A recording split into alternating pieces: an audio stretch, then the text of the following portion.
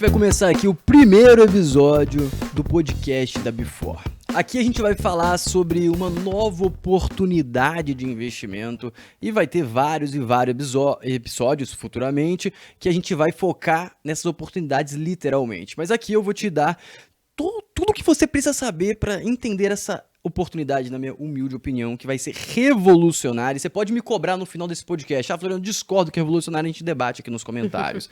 Então, já te convido aqui para curtir esse podcast, se inscrever no canal para você não perder os próximos episódios e também gostaria muito de que no final desse podcast você comentasse aqui a sua opinião.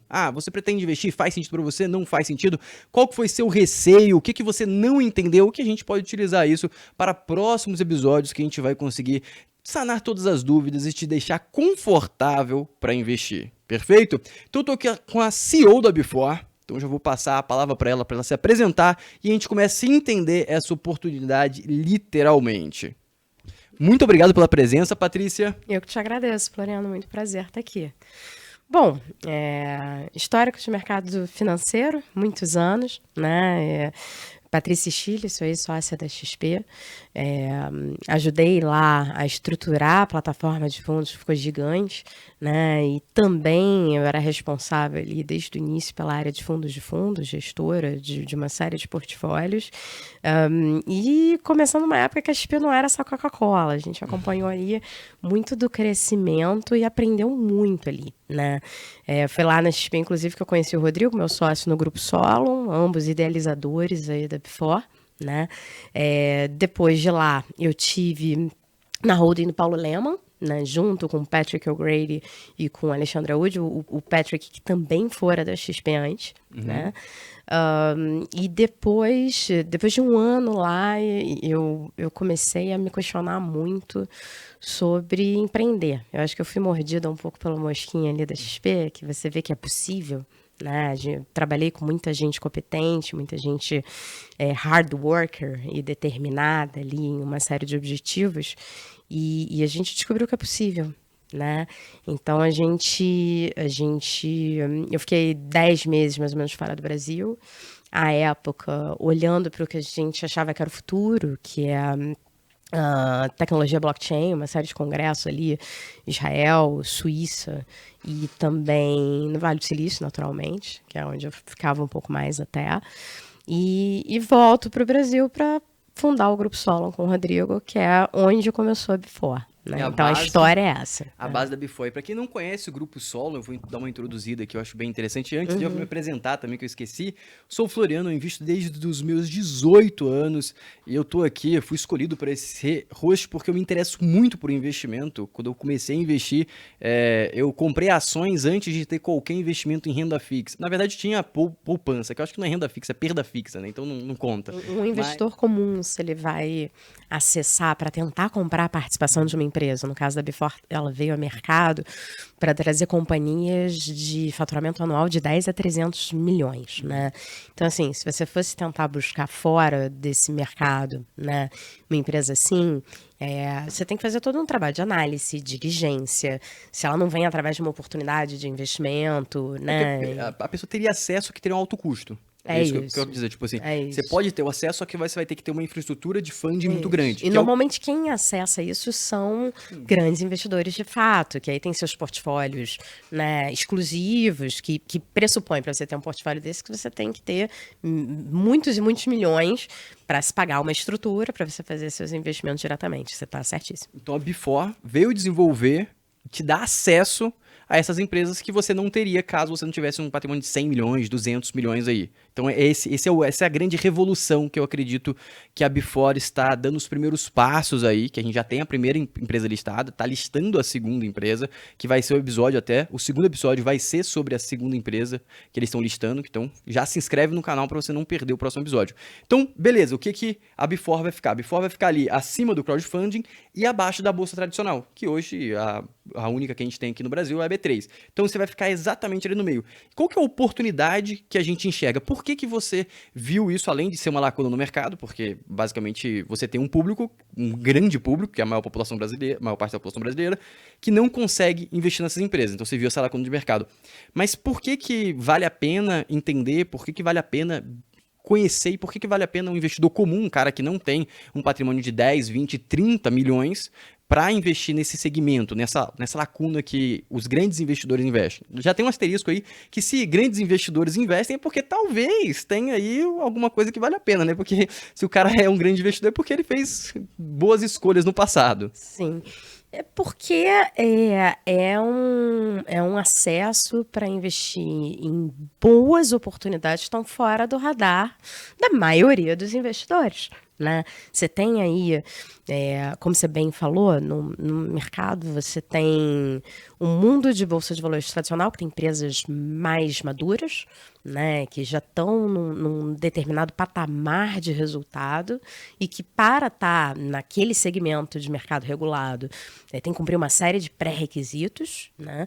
E você tem também no mundo regulado, desde 2017, o mundo de plataformas de crowdfunding, que pega lá mais o mundo de startups early stage, né? E que vai ter ali um conjunto de exigências e obrigações pertinentes a esse estágio dessas companhias, né? Que você não vai ter nem massa crítica de dados para você pedir janela trimestral de resultado, etc, né? A Before, ela fica no meio do caminho e ela foi pensada para trazer para os investidores uma nova classe de ativos, investimento em empresas high growth. A relação risco-retorno são companhias que têm potencial de crescimento bastante, porque elas ainda não estão maduras, né, como uma empresa em patamar de bolsa, já não são startups early stage, que, portanto, tem um risco maior, até pelo seu estágio, que tem ainda, né, várias etapas de validação na sua história, já tem uma base de faturamento e de resultado, então, portanto, tem uma relação risco-retorno aí um pouco mais defendida do que essas startups early stage, mas tem esse potencial de retorno grande. Então, assim, a gente costuma dizer, a gente chama de empresas emergentes, mas também pode ser chamada de pequenas e médias empresas. Mas um bom termo é high growth, né? Se a gente parar para olhar uma empresa que hoje está em oferta pública, né, que vai ser listada na Before logo que esse período de IPO, né, for concluído, ela vem crescendo em 75% ano a ano. É uma taxa de crescimento muito relevante. Uma companhia que, ano passado, né, você pega aí nos últimos 12 meses, faturou acima de 40 milhões de reais, tá? E captou na sua história 5 milhões de reais. E aí tem um mundo que não são só empresas de tecnologia, né? Tudo quanto é empresa hoje tem tecnologia, não há como não ter tecnologia, né?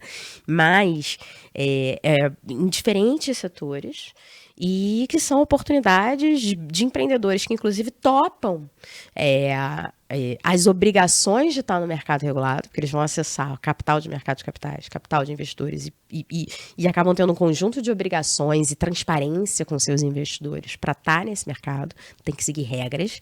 Então, são empresários e empreendedores, né, que têm esse mindset de vou cumprir com todas essas regras, janela trimestral de resultado, auditoria, né, fora todos os pré-requisitos que a gente pede, que são públicos lá no site, para participar desse mercado. Então, a gente chega como uma solução, né, uma solução, uma alternativa a mais para essas empresas, né, que estão crescendo e que vão crescer mais com capital e gerar emprego para a economia. Isso é muito positivo, né? O Brasil precisa disso.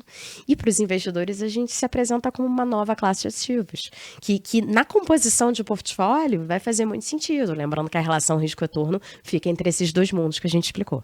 E é interessante a gente entender, que foi o seu exemplo, 75% de crescimento ao ano, você não vai achar... Eu não conheço nenhuma empresa na Bolsa brasileira que tem esse tipo de crescimento. Se você olhar até na Bolsa gringa, você não vai ter.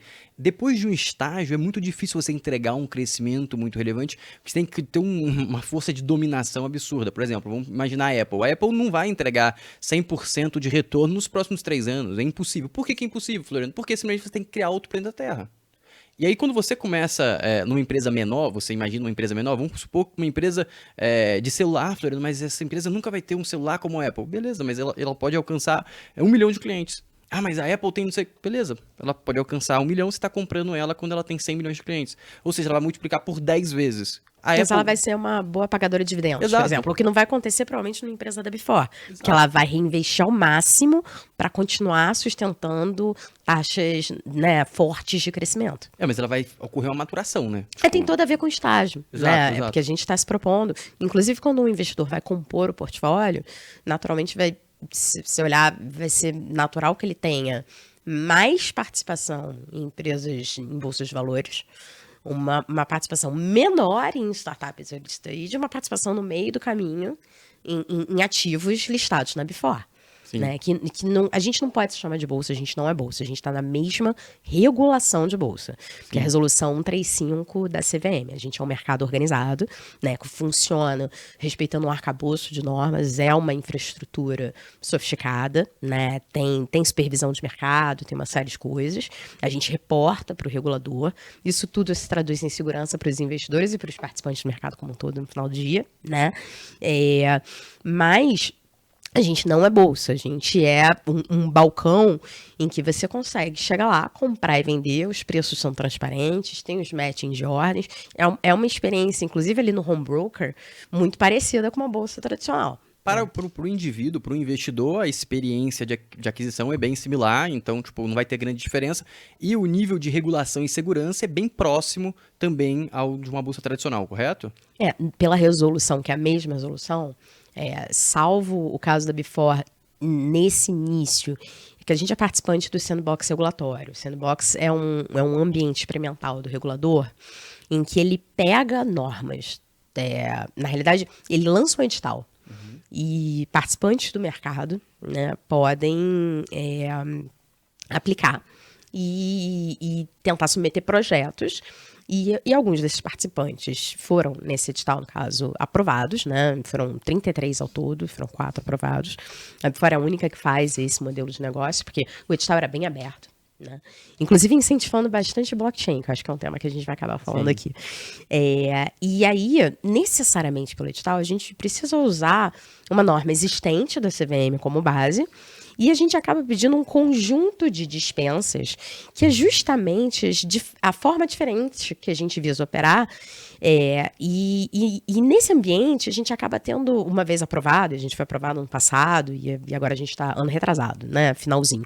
E agora a gente está operacional com o modelo de pé, mas esse ambiente a gente acaba tendo muita proximidade com o regulador. E a gente vai propondo, pede algumas dispensas que a gente chama da norma, mas a gente vai propondo salvaguardas para todos os quesitos que aquela regra ali que a gente pediu dispensa estava tratando. Porque no final tudo traz segurança para o investidor.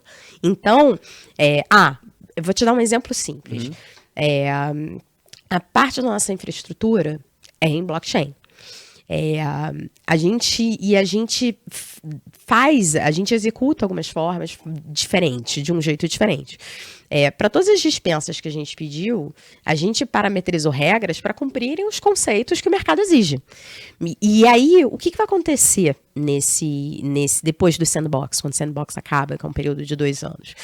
Toda potencial inovação que a gente traz e que é experimentada ali, o regulador pode traduzir isso depois do período do sandbox, ou numa nova resolução, ou numa mudança de uma resolução atual, e com isso o mercado todo vai conseguir, né, se aproveitar daquilo. Se algum novo player quiser lançar uma iniciativa se utilizando dessas regras, fica um benefício para o desenvolvimento de mercado. Esse é o bacana. Né? Em resumo, aí, o sandbox, o que a Before está fazendo, não existe, como eu falei no início, não existe esse espaço disponível para o investidor médio, que não seja o cara que tenha 100, 200 milhões, para investir nessa classe de ativo, Como vocês estão desenvolvendo o mercado com toda a regulação e todo o suporte necessário para o investidor ter a segurança, você tem que desenvolver os órgãos reguladores para saber o que ele vai cobrar. Essa classe de empresa que vai entregar isso para o investidor, ela tem que me entregar isso e isso. Você foi no ponto. Certo? Você foi no ponto. Porque tem questões de inovação tecnológica, mas tem questões de inovação regulatória no que tange pré-requisito. Porque você tem uma norma hoje, que você tem lá a norma de mercados organizados, você tem uma norma que, tipo, te descreve o conjunto de pré-requisitos que uma empresa precisa cumprir para listar, para abrir capital. Ela regula o que existe hoje. Por exemplo, uma empresa que fatura 1 bilhão, ela pode gastar 1 milhão para criar uma estrutura, para pagar um RI, mas ela tem que cumprir ali aquele conjunto de pré-requisitos e regras. Exato, né? E tem aquela regra. E aquela regra exige um custo. Isso, e ela é uma regra adequada para uma determinada maturidade de companhia, que é uma questão de custo, mas é uma questão também de você ter esses processos desenvolvidos. Fazer sentido também. Fazer sentido. E aí, o que a gente propõe? Além dessas inovações de infraestrutura, a gente propôs um novo arcabouço para essas companhias, né, que são companhias de menor porte, que estão ali entre 10 e 300 milhões de faturamento anual, um conjunto de pré-requisitos e obrigações que são mais adequadas ao momento de maturidade delas. Adaptação. É isso. Exemplo simples. Por exemplo, uma empresa listada em bolsa, ela precisa, quando ela vai listar, ela precisa mostrar a auditoria, né, dos últimos 3 anos, as DFs, né, auditas DFs. A gente é do último ano. Né? Uma empresa que vai listar numa bolsa, ela também precisa, o conselho de administração dela tem que ter membros independentes. No caso do que a gente propõe, não precisa ainda, porque isso também representa custo. Mas no nosso caso, a Bifor particularmente, ela só está listando companhias que sejam SA, porque aí minimamente a companhia já tem que respeitar a lei das SAs. As empresas que venham a listar na Bifor, no estágio já de listagem, também precisam estar auditadas. Né? A gente teve até um waiver da CVM para as primeiras, porque teve uma adaptação de norma, mas isso tudo oferece, no final do dia, segurança para o investidor. Você não vai ter uma cobertura de analistas de mercado, até porque a gente está começando, e nem dispor de um grupo maior de informações, como você tem empresas mais maduras listadas em bolsas tradicionais.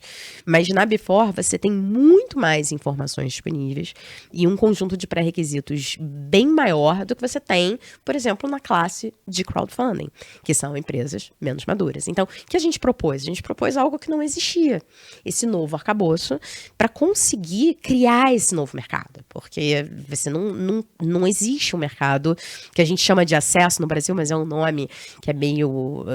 Eu acho que a gente estava até conversando aqui antes, né? Faz mais sentido falar mercado de acesso, que é um termo, inclusive, conhecido no mundo, para as empresas, né? Porque é mais... Empresas de emergência, empresas de high growth.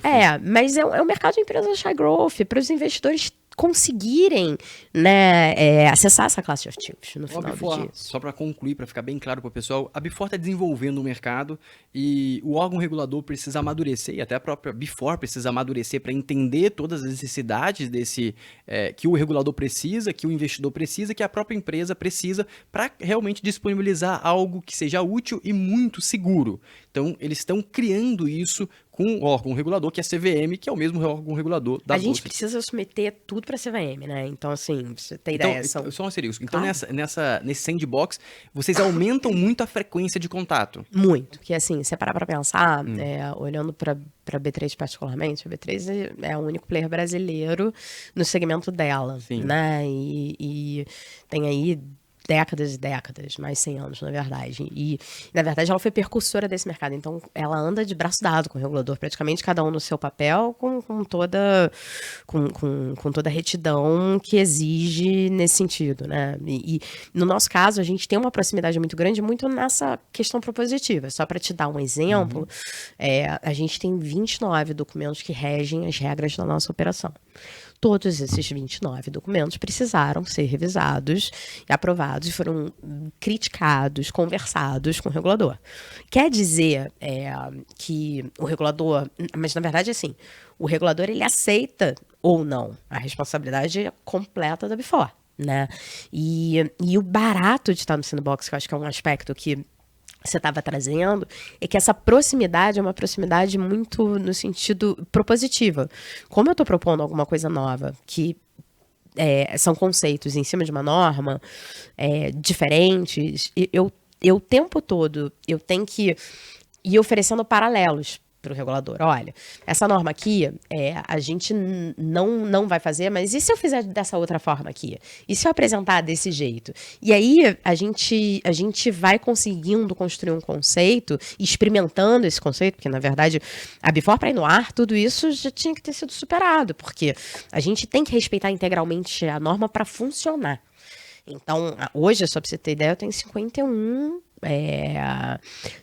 pessoas na equipe, né, entre sócios, executivos e tudo, e essas 51 pessoas estão divididas nas áreas e eu tenho que cumprir uma série de regras e processos, né? Não é trivial você estar na resolução 135, não é à toa que você não tem muitos players no Brasil, né, negociando ações, né, podendo se propor a ser um ambiente aí de negociação de ações, né? Então, a segurança jurídica, eu acho que é um check que a gente bateu aqui, Sim. que provavelmente, na minha humilde concepção aqui, deve ser realmente bem estruturada aí. É um diferencial, porque você tem você tem projetos, iniciativas que são marketeadas ao público, seja de ativos, né, quanto moedas, etc., que passam ao largo da regulação, né?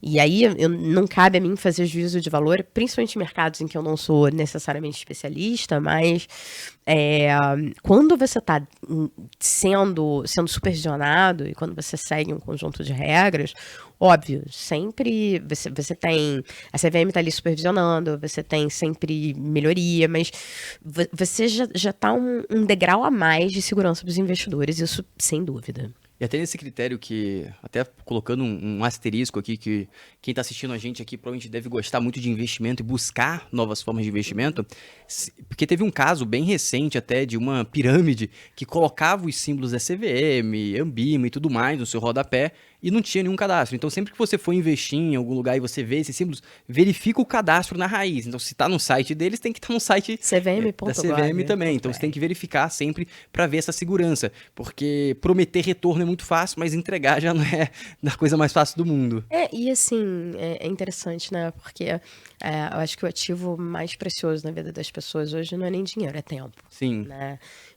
E as pessoas estão batalhando em seus negócios, buscando dinheiro, naturalmente, né? Mas o ponto as pessoas têm que capturar a atenção, né, das pessoas e conseguir passar mensagens em curtos espaços de tempo é uma habilidade, né? Principalmente quando se fala de investimento, que é um tema complexo e profundo para muitas das classes, né? Por isso que existe até as certificações de CVM é para você não precisar ir lá analisar, visitar a Before, será que existe um especialista, mesmo? Exato. Né? É muito importante você ser assessorado, é muito importante você estudar, porque para tomar, aí eu digo, dinheiro é o órgão mais sensível do corpo, né? E aí quando a gente não tem, pode causar muitos impactos, então tem que tomar muito cuidado no que investe, como investe e quem está por trás do que você está investindo. E um grande diferencial também da Before é a tecnologia que vocês utilizam. Diferente da bolsa tradicional, vocês utilizam aí o blockchain, que só para um grande asterisco, presta atenção nisso, não tem nada a ver com Bitcoin, com criptoativo. Só para botar um parênteses aqui para ficar bem claro, basicamente o blockchain é a tecnologia por trás desses ativos que até valida a eficiência da tecnologia, porque esses ativos são negociados do mundo todo, são negociados mais de bilhões de dólares e a tecnologia está lá firme e forte, tem pessoas, investidores confiando bilhões nesse tipo de ativo. Não vou entrar no mérito de volatilidade, qualquer tipo de coisa, estou falando que no mundo não existe grandes escândalos de pessoas não conseguir transacionar, de dinheiro sumir. O problema não é tecnológico. Não é tecnológico. Esse aqui é o grande ponto, e é a mesma tecnologia que vocês utilizam também. Como é que funciona essa tecnologia dentro da Before? Como que essa tecnologia se associa com o órgão regulador e se tem alguma coisa parecida no mundo que a gente possa espelhar, olhar como que pode ser a evolução disso? Existem poucas, mas uma aplicação especial na Suíça, na SDX, que é a Bolsa da Suíça, fez uma divisão de tokenização que tem conceitos semelhante com a gente admira bastante essa iniciativa, tá? Inclusive porque eles já fazem até o que a gente chama de liquidação on-chain, que é você conseguir trocar o ativo pela moeda digital, e com isso você simplifica toda aquela etapa que acontece depois que você trada, né? A gente brinca, para você comprar e vender um ativo, não é simplesmente o que você vê ali na tela. Não, mas vamos antes vamos explicar o que é o blockchain dentro da Before. Beleza. E o que é a tokenização. Aí depois a gente vem para o on-chain. Tá ótimo. O blockchain é o seguinte, um ambiente de negociação no final do dia, e aí eu volto na questão do trade na tela. Quando você vai comprar ou vender uma ação, você tem uma série de processos que precisam acontecer para seguir as normas regulatórias e para você conseguir realizar aquela transação, que é o que está por trás da tela do que você vê do home broker, né? E você tem uma série de participantes envolvidos nisso. São os intermediários, são as corretoras, que você escolhe, se cadastra e vai lá operar. Né? Você tem o escriturador, que é quem controla, que a gente chama do registro do livro, né? Para você saber que 100% de uma companhia é 100%, não é 200%, não tem emissão feita em cima de emissão e fraude, né? O escriturador é uma figura muito importante, né? Você tem o agente de liquidação, que vai liquidar aquela operação financeira no final do dia, né? Que é uma câmara de liquidação. E você tem participantes de mercado que ajudam a estruturar as operações junto aos emissores, né, as companhias, as empresas. Por que a gente usa blockchain? A Before, no final do dia, enquanto mercado, né, que é onde você vai lá comprar e vender essas ações, ela é a base de um ecossistema desses participantes, que inclusive são regulados também na CVM. E da mesma forma que a Before tem a sua resolução, eles também têm. Respeitam um conjunto de regras. Nesse conjunto de regras, eles têm funções e responsabilidades, né, para fazer esse mercado funcionar. Tá?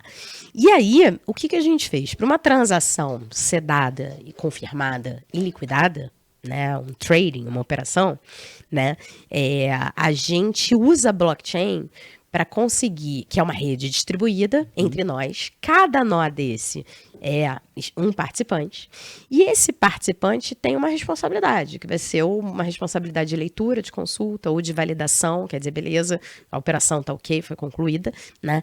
E a gente, através dessa rede, porque o que é o protocolo do blockchain? Você tem uma série de contratos automaticamente executáveis que trazem um conjunto de regras. Né? Então, a gente consegue sistematizar algumas funções e a gente traz mais eficiência para os processos de conciliação e validação que acontecem nesses bastidores do trading. Tá? Principalmente no pós-trading, que é onde acontece a confirmação, a liquidação, tudo isso. Mas, assim, o que traz de benefício também você usar o blockchain? Existe uma característica muito forte que é a imutabilidade.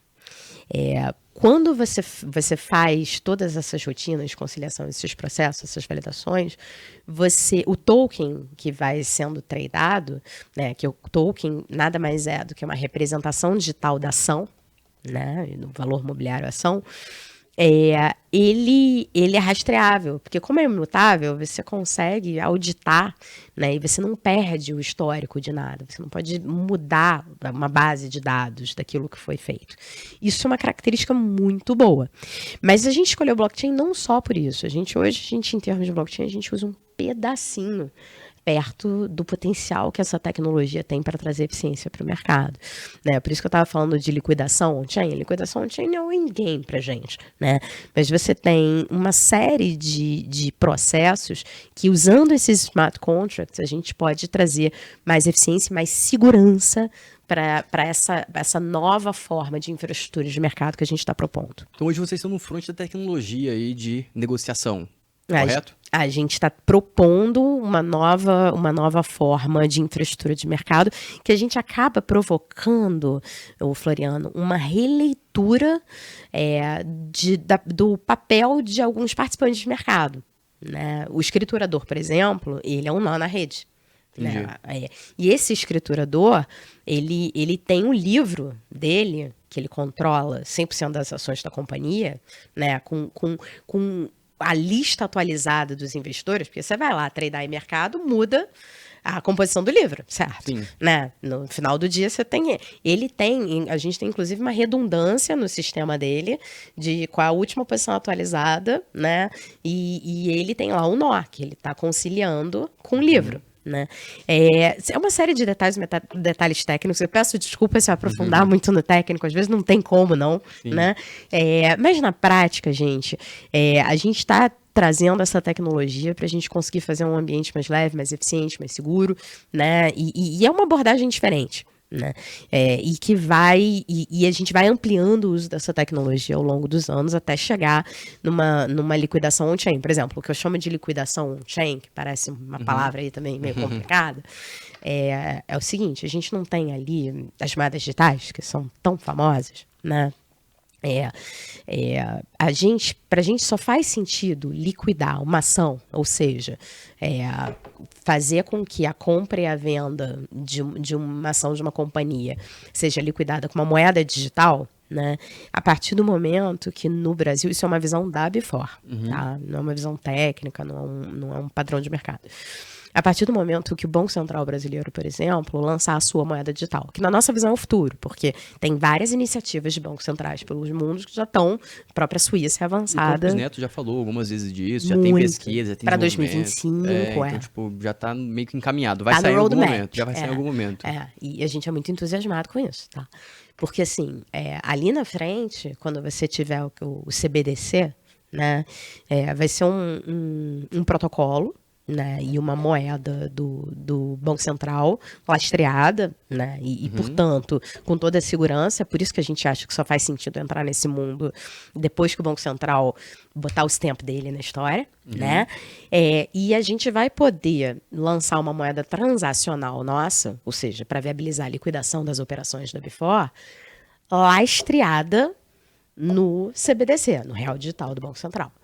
Aí a gente consegue trazer inovação para a liquidação, trazer mais eficiência para o processo de liquidação. Mas isso, se o Banco Central está falando de 2025, a gente está falando isso mais para frente. Mas, ora, se a gente já está num roadmap, usando essa tecnologia, né, familiarizando inclusive o regulador com ela, né, que é uma experiência ali, como você falou, de proximidade. A gente tem uma série de medidas e ações que a gente pode vir a fazer ao longo do tempo nesse sentido, tá? Então, o grande valor do blockchain dentro da Before é porque o blockchain, ele faz uma coisa que no mundo real é muito tranquilo de fazer, mas no digital já é bem diferente. Por exemplo, se eu vendo esse copo aqui para a Patrícia, simplesmente ela vai ter o copo na mão e ela sabe que o copo é dela, se ela me deu o dinheiro, todo mundo feliz. Só que no ambiente digital, como todo mundo sabe, você pode copiar as coisas. O meu custo de copiar um copo, uma foto de um copo, no ambiente digital é zero. Eu copiei e colei, eu tenho 2 fotos. Como que a Patrícia sabe que ela tem a única foto do copo? E aí surge a NFT. Aí outra coisa... Aí é outra história, mas são conceitos que fazem sentido. Mas eu tô falando pra vocês da NFT, só pra vocês entenderem, tipo assim, por que é revolucionário a NFT? E aí agora a gente volta pro blockchain.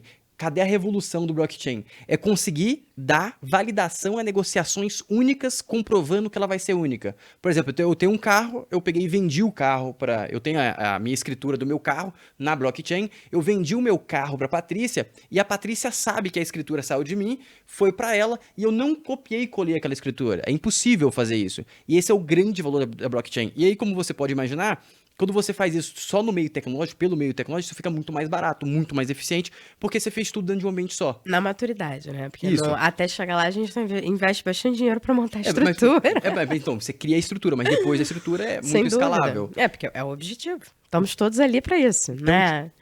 Exato. Então, tipo, quando você imagina o blockchain, esse é o grande valor. Por isso que você vê tanto blockchain manchete, por isso que as empresas que falam que utilizam blockchain valorizam tanto, é porque é algo que é literalmente revolucionário. E provavelmente a grande especulação de todos os entusiastas de tecnologia, das pessoas mais, dos países mais modernos, é conseguir aplicar isso para negociações básicas. Como assim básicas? Se eu for comprar uma casa, um carro, que hoje é muito custoso, envolve muito papel, é validação, é assinatura, é digital, é foto, é muita coisa para criar essa segurança. Quando você utiliza o blockchain, você torna isso tudo mais simples e com um grau de segurança muito próximo. E até, futuramente, eu acredito que vai ser até superior. Criando também os smart contracts, que são automações dentro da própria operação. Tipo assim, no momento que cai em uma caixa, vamos supor aqui, vamos colocar no mundo físico para ficar bem claro. Tem esse copo aqui, no momento que eu coloco R$ 5 dentro desse copo, o celular da Patrícia automaticamente se transfere dela para mim. Simples. É tecnologia. No final, o blockchain Exato. é um meio, é mais uma tecnologia e que traz algumas eficiências. É importante lembrar que teve. E com segurança, né? Porque você já tem um ambiente, mas é importante mercado de separar bilhões. o joio do trigo, é importante nunca botar as coisas muito meio balaio. Eu nunca vou esquecer que em 2018 eu estava fora do Brasil, né? Eu comentei aqui no início do podcast, e eu lembro que no Silicon Valley, quando você falava, né, meu projeto tem blockchain, as portas dos fundos se abriam, né? Em 2019 virou uma palavra venenosa, né? Depois teve o Bitcoin estava caindo, teve uma série de... Teve um escândalo à época, né? Agora, recentemente, a gente teve a FTX. Mas, assim, blockchain é um meio, né? Eu acho que, assim, importante dizer. A Before veio aqui para resolver uma dor, né? O Brasil precisa, né, de um mercado para negociação dessas empresas, porque quando você passa a ter mercado secundário, que é você poder comprar e vender, você consegue desenvolver melhor o mercado, porque quando as pessoas só investem, existe transação privada, ou seja, investimento privado, né, nesse mercado há muito tempo, né? As grandes empresas que hoje estão na bolsa, elas receberam investimento privado de investidores, de grandes investidores ao longo do tempo. Mas é uma minoria que teve acesso a essas oportunidades à época, né? E aí, quando você desenvolve um novo segmento de mercado, e você dá a possibilidade que, nesse nosso início de Before, é a tal da janela semanal de negociação, porque a gente não está aberto todo dia, nosso pregão não é de segunda a sexta, nosso pregão acontece às quartas. Para quê? Para concentrar a liquidez, para você chamar o mercado e para você desenvolver. Depois, à medida que esse mercado vai ganhando liquidez, ganhando volume, a gente vai aumentando. Mas o ponto é, a partir do momento que você tem mercado secundário, que é essa possibilidade de sair da posição, de comprar, de aumentar, de vender, as pessoas que investiram, que, assim, o investidor que entra nessa classe de ativos, ele tem que ter visão de longo prazo. Né? Então, assim, porque ações de forma geral, né? O mundo não se faz só de ficar ganhando dinheiro em trading, né? E aí... dinheiro em trade é difícil também, né? Pois é, e nessa classe eu diria que nem mais fácil. Né? Nesse momento, sim. nessa classe da Before em si, menos ainda. Então, qual é a pegada? A partir do momento que você tem uma janela de saída, você tem liquidez, mercado ali podendo vender, se você o mercado vai se desenvolvendo, porque o investidor que entra no ativo, que a princípio ele pensa assim, uma operação privada, uma startup early stage que você investe, qual é a tua saída quando você investe? Você sabe? Você não sabe, porque pode ser uma aquisição, pode ser um outro investidor que entra num outro estágio que gera um evento de liquidez e que você sai. Mas quando você entra, você não sabe, na maioria dos casos, porque existem operações estruturadas de uma determinada forma, mas na maioria dos casos você não sabe quando você vai sair. Você já conseguir entrar num ativo em que você passa a ter uma janela semanal, em que você tem um mercado ali, que você pode botar a tua oferta, que pode ou não dar negócio naquele dia. Né?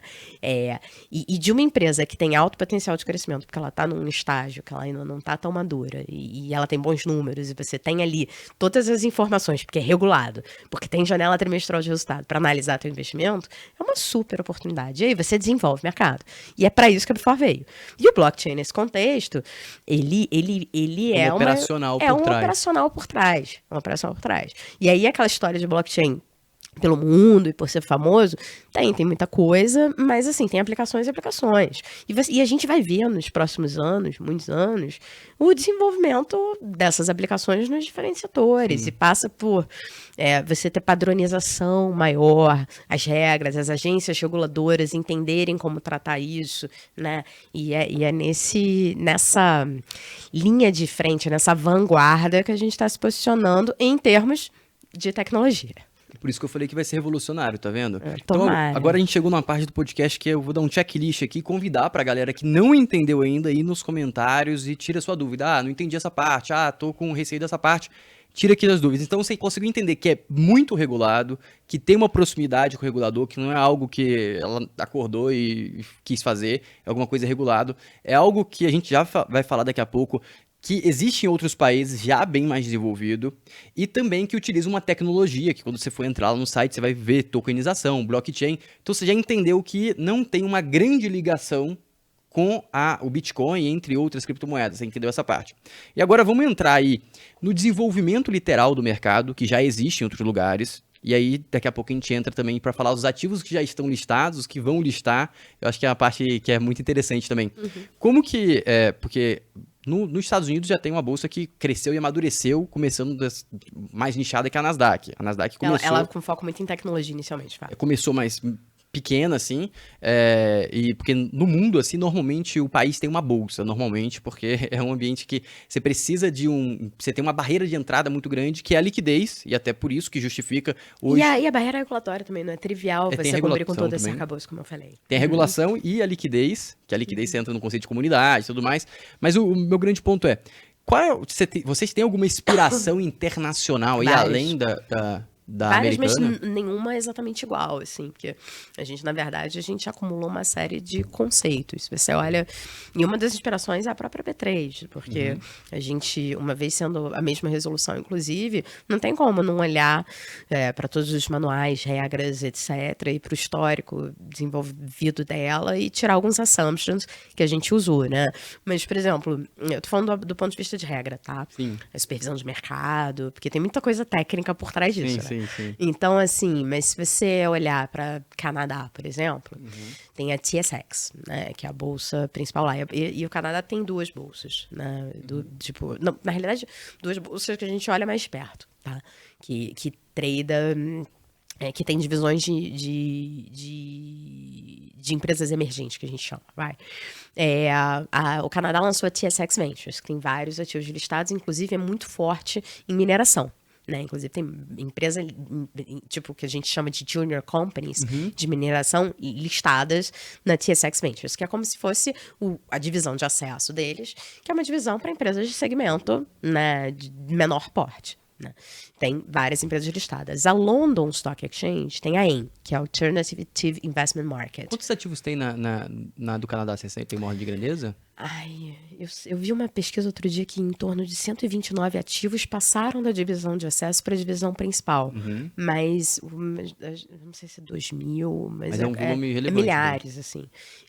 E Londres mais ainda, na verdade. Na Índia tem muita empresa listada, mas na Bolsa como um todo. Tá? O número de empresas listadas no Brasil é pequeno na Bolsa tradicional, na B3, né? Enfim. Mas se você olha mas é pequeno por uma questão não da bolsa propriamente, do desenvolvimento do mercado como um todo. Eu tomo sempre muito cuidado quando a gente vai, né, fazer os comentários para o pessoal não entender mal, porque a gente, aqui em relação à B3, eu sempre quis deixar muito claro que a gente não é competidor, a gente é celeiro. A gente veio para assistir a companhia num acesso ao mercado de capitais, num segmento, né, que hoje a B3 não opera, né, e que no futuro, qual vai ser o futuro dessas companhias, uma vez crescendo e tendo esse capital, gerando emprego e conseguindo atingir um outro estágio, pode vir a ser listar na Nasdaq, pode vir a ser listar na TSX, pode ser na própria B3, né? E pra gente tudo faz sentido. Pode ser que no futuro a gente, exemplo do que a Nasdaq, que nasceu para atender um segmento tal como a Before, ela virou uma bolsa para operar em outros segmentos, de empresas mais maduras, tal como, né, a NYSE era lá.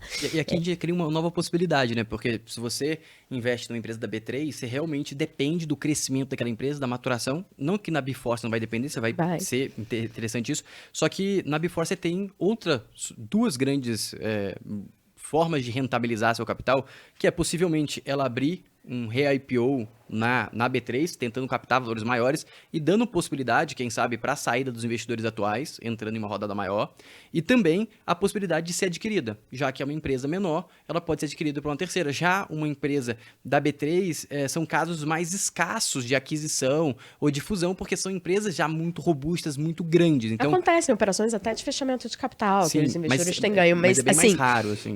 Uma empresa que está na Before, ela pode, a depender da evolução da Before no tempo, continuar na Before. Sim. Ela pode vir a listar em outra bolsa, ela pode sofrer uma aquisição. O fato, eu acho que o que é muito promissor e interessante, que é a característica do ativo, que é uma empresa high growth. Vamos dar um exemplo, já dando um spoiler, né? A companhia que atualmente está em oferta pública, que é o IPO, digamos assim, né? E que vai ser listada tão logo a gente termine essa oferta pública, ela está captando nesse momento, ela se chama Masmu. A Masmu, ela vem sustentando uma taxa de crescimento ano a ano de 75%. É uma empresa que, na sua história, ela captou 5 milhões de reais de investidores, né? Investidores que, inclusive, entraram na rodada de crowdfunding, né, lá atrás, né, da CRIA, no caso, que é uma plataforma aí que começou no mercado, uma das primeiras, né? Ela tá listando na Before, e se você olhar para os últimos 12 meses, o faturamento anual dela, nos últimos 12 meses, passa de 40 milhões, com essa taxa de crescimento. Não é uma empresa de tecnologia, é uma empresa de snacks saudáveis, mas assim, se você parar para olhar, tem muita alternativa interessante fora do radar dos investidores. E tem empresa ali que, uma vez entrando nesse segmento, ela tem um potencial de dobrar, quem sabe, triplicar, que não é desprezível, né? Se você olhar para uma empresa que já é madura, e você usou alguns exemplos no início, não é trivial ela dobrar a operação dela, né? Então, eu acho que o estágio é muito convidativo, mas é um estágio muito convidativo que vai oferecer naturalmente mais risco do que uma empresa mais madura. O caso da Masmu é um caso muito interessante porque você vê realmente a jornada. Como assim? Ela captou dinheiro no crowdfunding, se eu não me engano, posso estar falando errado, se eu não me engano o valor hoje foi de 20 milhões, que eu lembro, que eu vi. No crowdfunding, aí ela amadureceu, ela saiu de uma receita, que eu não me recordo qual que foi, mas não sei se foi de 20 milhões, agora ela tá indo já para 40 milhões e tem objetivos que você pode ver... Ela já foi para 40. Então tá 40 milhões e tem objetivos de alcançar 100 milhões, acho que em 3 ou 4 anos, e tem todo um plano para chegar, não é só, quero chegar. Sim. Então, para você conquistar os investidores, você tem que contar o que você pretende, né? Exato, contar realmente a jornada. E aí você tem essa jornada, então quem investiu lá no valor de 20 milhões vai ter os seus tokens listados na Before, que vai ter uma liquidez que não existia, certo? O pessoal que investiu numa rodada anterior, eles têm a opção de se cadastrar na plataforma, e uma vez se cadastrando na plataforma, eles podem tokenizar, eles vão ter seus ativos tokenizados e podem vender se quiserem, porque olha que barato, assim, a Masmu é a segunda empresa que a gente vai listar, a primeira que já está listada se chama Engravida, é uma clínica de reprodução assistida, que na época que fez a oferta pública, né, no crowdfunding, nesse caso no nosso, na Begin, a Engravida, ela tinha uma clínica em São Paulo. Ela faz os processos de tratamento de fertilização in vitro e é um negócio super bacana porque tem um propósito de democratizar o acesso. Ela traz um preço para o consumidor muito mais barato do que as clínicas, né, que tradicionais e nichadas que você normalmente vê. E hoje ela tem 5 clínicas indo para a 6ª. Então, assim... Multiplicou aí. É uma empresa, porque indo para a 6ª, eu tô falando aqui porque ela tá sempre olhando que isso é uma empresa de alto, que reinveste, né, tudo que... Isso porque passou por uma pandemia, porque 2020 não foi mole para o setor de saúde, com todos os, né, fechando isso. O pessoal, né, travou uma série de procedimentos que não podiam acontecer por questão sanitária, vai. E aí, é uma empresa que cresce, expande, e o bacana é que, assim, a gente está trazendo empresas que são completamente descorrelacionadas com os ativos que você vê hoje na B3, que são outros segmentos. Então, numa composição de portfólio de clientes, faz muito sentido para os investidores. Também, áreas, se você for analisar os dois, são segmentos que o mercado está crescendo. Porque é legal você ter, eu gosto de fazer essa analogia, você ter um barco que tem o seu motor próprio, porque é legal, você vai crescer, mas nada vai superar um vento que vai bater na sua vela e fazer acelerar. Todas as empresas que cresceram pegaram segmentos de mercado que o mercado em si estava crescendo. No caso da Engravida, é a questão das mulheres, tá adiando um pouco mais a gravidez. Eu tenho 37, sabe o que eu fiz? Congelei. lá, na Engravida. Ah, é? Uhum. Isso é receita recorrente, sabia? Eu não sabia disso não, mas é receita recorrente. Você tem que pagar todo mês ou todo ano uma taxa pra deixar congelado, não é isso? Inclusive, na Before, a gente tem uma política de benefícios para a equipe, que a gente subsidia 20% do tratamento de quem for fazer tratamento de reprodução assistida mesmo, ou fertilização, ou congelar. Porque a gente acredita super. E assim, e aí não tem nem relação porque a empresa é listada ou não, né? Porque no final a Engravida é nossa cliente. A gente é uma plataforma que tem as empresas e os investidores como clientes. Mas é uma questão de que a gente acredita pra caramba. Do tipo, hoje o problema de infertilidade é 15% no mundo. Então, assim, eu acho que tava falando isso ontem, acaba culminando em uma composição de fatores que óbvio que a empresa que vem a listar, ela tem que, o empreendedor ele tem que querer participar desse mercado, como eu já falei. Mas o que está acontecendo, a resultante da nossa iniciativa na Before, que a terceira empresa também é muito legal, só não posso falar, que a gente já está em estágio de setup, mas a gente está trazendo empresas que são muito interessantes, que têm um apelo, que têm alto crescimento e que são alternativas, eu acho, que vão atrair aí muitos investidores. E isso é muito importante para o início de um novo mercado, porque para fazer a roda girar, você tem que ter apetite. Né? E aí muita gente pergunta até como é que tá? A gente está num momento mais difícil de mercado, vocês estão começando, né, com a tua visão. E a minha visão nesse sentido é que o nosso business é um business que veio para ficar por gerações. A gente veio como uma infraestrutura de mercado para atender um segmento no Brasil, né? E vocês têm uma estrutura de funding também interessante para suportar o crescimento. E cabe falar isso, né? Eu vou só concluir isso e dizer assim, ó, entra governo, sai governo, ciclos melhores para a economia ou menores, a gente veio aqui para ser um mercado para esse segmento, né? Para os investidores e para as empresas. Isso só é possível justamente pelo que você falou. Os stakeholders do projeto, ou seja, os detentores, os donos da Before, no final do dia, é o Grupo Solo, né? Que é um grupo que foi fundado ali em 2018. Em 2018 a gente já tinha desenhado o que a gente chama mais ou menos de uma engrenagem, e a Before tinha o nome antes de Begin Deals, que era o secundário com tokenização, né? E o Grupo Solo tem uma série de sócios, e tanto sócios executivos como sócios investidores que acreditaram e acreditam nessa mesma tese que a gente, que mantém lá uma equipe que suporta muito as operações da Before hoje em dia, tá? E a CIP, que hoje se chama de Núclea, que nada mais é do que o principal player do sistema de pagamento brasileiro. É a Câmara Interbancária de Pagamento, que agora está mudando o branding, se chama de Núclea, tá? Que é toda a tecnologia de processamento de boleto, processamento de cartão, transaciona trilhões de reais, é uma empresa com caixa de 2 bi atualmente. Tá? Caixa líquido? Temos solidez aí, pessoal. Solidez tem. Não, e aí a gente tem um contrato de longuíssimo prazo. Eles são muito entusiastas do desenvolvimento desse mercado.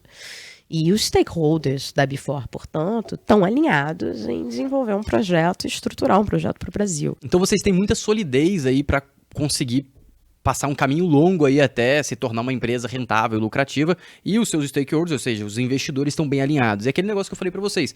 O mercado, eles estão desenvolvendo um mercado que tende a ser muito próspero porque não existe ninguém, e é um mercado que eu acho que vai ser caro para desenvolver, mas quando desenvolver também tende a ser muito lucrativo, principalmente se você olhar uma bolsa tradicional que tem no Brasil aí, é bem lucrativa. Sem dúvida. Eu diria que stakeholders e executivos, assim, nós ali, idealizadores naturalmente, não teria como ser diferente, mas eu acho que se tem uma coisa que eu me orgulho desse, pouco mais de primeiro ano de Before, porque a gente foi aprovado pela CVM no Sandbox no dia 30 de setembro de 2021, né? E aí, final de ano, mercado ali ainda aquecido, a gente não conseguia, né, avançar no processo de contratação tão rápido. A gente traz gente muito técnica de mercado, né? E aí a gente veio contratando, acelerando ali no primeiro tri de 2022, foi montando e para virar operacional, a gente lançou em setembro de 2022. Mas hoje a gente tem uma equipe de 51 pessoas, uma liderança muito sênior que veio, né, de outras empresas de peso de mercado, mas uma liderança completamente alinhada com esse propósito e trabalhando para construir esse mercado da forma certa, né? Porque dá trabalho você cumprir todos os requisitos de uma resolução como a 135, dá trabalho, né? Você fazer um setup de uma empresa fazendo de uma forma criteriosa, né? Dá trabalho você propor regras, você passar por esse processo de troca de ideias e discussões e aprovação com a CVM. São várias frentes que a gente tem, né? Eu acho que vai continuar sendo uma longa jornada, mas uma jornada aí que pode ser muito positiva no sucesso para o Brasil, porque essas empresas vão crescer tendo investimento, podendo investir em novas frentes, vai gerar emprego, vai trazer ganho para os investidores, né? E é uma espiral positiva que contribui ali para desenvolver um segmento, né, no país. Então, isso para a gente é muito forte, né? Uma coisa que eu acho que todo mundo aqui que deve ter escutado aqui, entendido e gostado e com vontade de investir, é quando que a Before vai abrir IPO na Before? Ai, eu não acredito que tão cedo. Não, é porque eu acho que... Abre 0,5% ali para ajudar a gente. Não, porque a gente tem funding. A gente tem a Núclea e o Grupo Solon, né? O Grupo Solon entrou muito mais com o projeto, acho que o funding relevante mesmo vem da Núclea. Desculpa, gente. Mas também, que aí é uma questão à parte, né? Eu pensando, e o Rodrigo, principalmente, porque eu acho que nada do que foi feito não teve ali o dedo dos dois, né? Porque as coisas... Eu sempre digo, para você fazer um projeto difícil, de longo prazo, e esse né? Você tem que ter bons sócios e uma boa equipe, né? E disso tanto ali com o Rodrigo, né? Que a gente somos idealizadores juntos, tanto a equipe que a gente construiu, a gente tem muito orgulho. Mas a gente acha que precisa estar num determinado estágio para isso, assim, né? Eu acho que se olhar, inclusive, a história da própria B3, abrindo capital, quantos anos passaram, quanto ela construiu até isso acontecer, né? Eu sou mais nessa linha, né? Talvez não décadas, como aconteceu nesse caso, não precisa ser isso tudo, mas hoje, não sei se amanhã a gente muda de ideia, né? Mas por hora não é nosso objetivo. Nosso objetivo é ser um veículo para as empresas, né? Esse IPO teria interesse, hein? Vamos ver. Mas um ponto que eu acho que é legal para explicar pra galera, como que vocês escolhem hoje as empresas que vão entrar em IPO? É bem uma escolha, né? Porque a gente não está numa posição como um fundo de investimento, por exemplo, dizer, eu vou investir nessa e não vou investir nessa. Mas vocês selecionam. A gente tem um que a gente chama de manual de listagem, admissão à negociação, que está público no site do Before, na parte regulatória.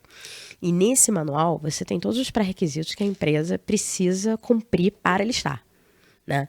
E aí, ela submete. Ela precisa, por exemplo, contratar um consultor de listagem, que é uma figura nova, né? E no mercado, por exemplo.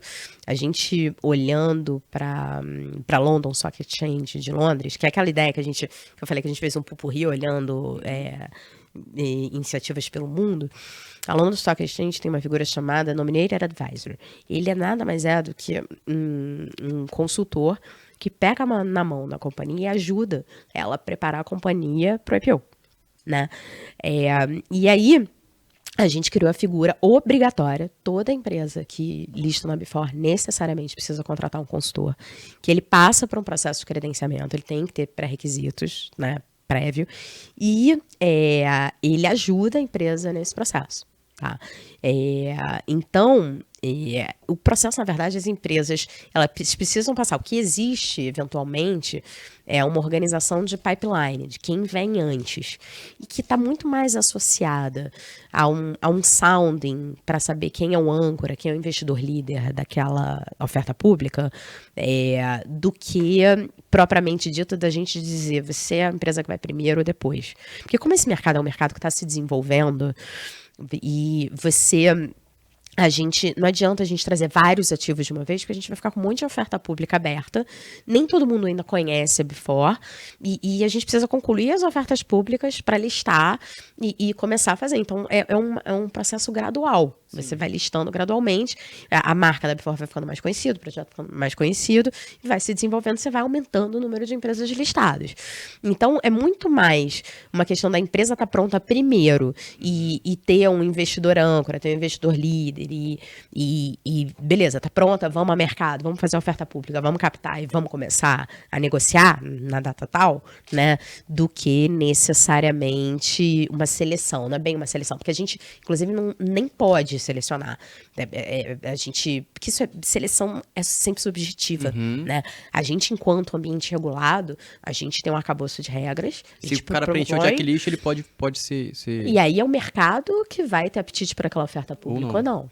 Porque às vezes a empresa, inclusive, sai, isso acontece em bolsas pelo mundo. A empresa sai a mercado, mas ela não tem apetite. Ou ela sai num preço que os investidores acham caro e aquilo não dá certo.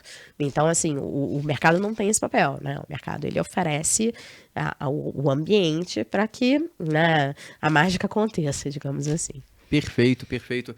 Pessoal, vamos chegando aqui então ao final desse podcast.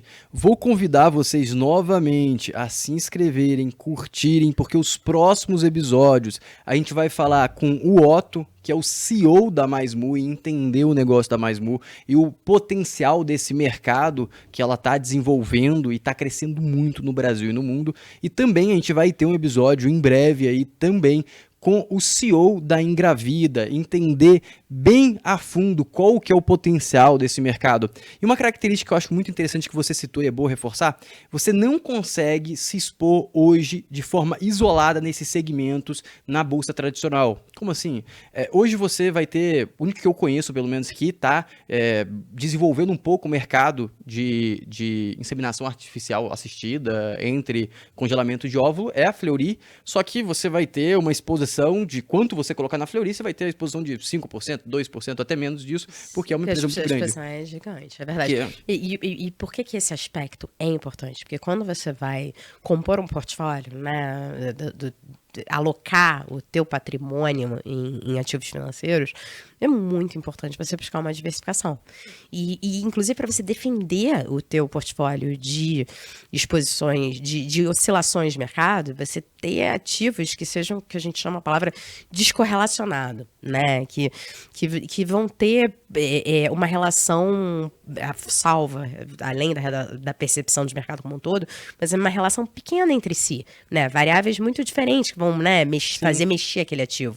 Então, assim, trazer setores, que são setores que você... E tipos de negócio que você não vai encontrar, né, em bolsas tradicionais, vira uma alternativa interessante para compor o portfólio das pessoas, né? Com essa componente de growth, que é o que a gente chama, com esse potencial de crescimento ajustado ao risco pertinente a essa maturidade dessas empresas. E a pessoa também consegue entrar numa tese que é mais simples, porque, por exemplo, se você for entrar na Fleury, você tem que olhar uma tese muito mais complexa, que depende também muito do mercado. Como eu falei, o mercado ajuda muito. Você está olhando só aquele business. Exato, o mercado ajuda muito, mas, por exemplo, a Engravida na pandemia, ela teve um desempenho bom, mesmo estando na pandemia. Por quê? Porque o mercado desacelerou, mas não parou, porque era algo que já tinha uma necessidade. Parou por uns meses, chegou a parar, mas o que acontece? Mas num ano, assim, não chegou a parar.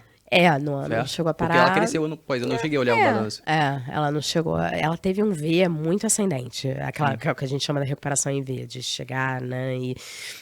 Mas, por exemplo, como era um ativo pouco negociado, ou seja, não era negociado, na verdade, foi uma oferta pública, você não vê oscilação de preço, né? E você tem ali um stakeholder que você vai entrevistar em breve, que é um entusiasta brilhante pelo negócio. Então, ele está olhando para um prazo, ele aguentou aquele tempo ali, dobrou o apetite dele na companhia, a determinação dele, foi embora. E eu acho Engravida um super case, eu acho que vai trazer sucesso. Eu acho que é bem legal mesmo. E o legal é que você vai conseguir, através da Before, isolar alguns cases que você não tem em mercados, em bolsas mais maduras. Você consegue isolar, ser mais sniper, que simplifica a sua análise.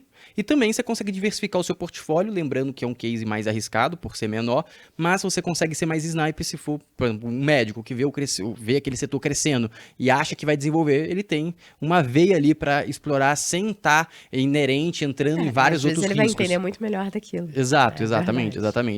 Então é isso, pessoal. Reforço aqui o agradecimento à Patrícia por ter participado e, repito, se inscreve, curte e se você ficou com qualquer dúvida, deixa a dúvida aqui nos comentários que a gente vai te responder e também vai inspirar futuros episódios. Se você quiser dar suas palavras finais aí também pro público. Não, agradecer mais uma vez, dizer que qualquer decisão de investimento tem que ser sempre muito bem pensada, né? Tudo que a gente faz com muito cuidado, muita responsabilidade. Não vai ser da noite para o dia que a gente vai ter uma grande liquidez nesse mercado. Eu sempre busco dizer que a gente está construindo liquidez, criando uma nova classe de ativos. Hoje a gente tem pregões semanais, né? Ou seja, às quartas-feiras o investidor pode ir lá negociar.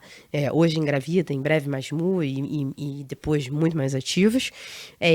Mas a gente, à medida que a gente vai construindo esse mercado, trazendo mais investidores, mostrando que ele gera retorno, gera resultado ao longo do tempo, a gente vai expandindo essas janelas e vai crescendo e vai causando aí impacto, que no final do dia, a resultante de tudo que a gente está fazendo é isso. E é um prazer, né, poder estar na Before, né, trabalhando de noite com isso, com todo o time lá, né, e é um prazer estar aqui com você podendo falar disso.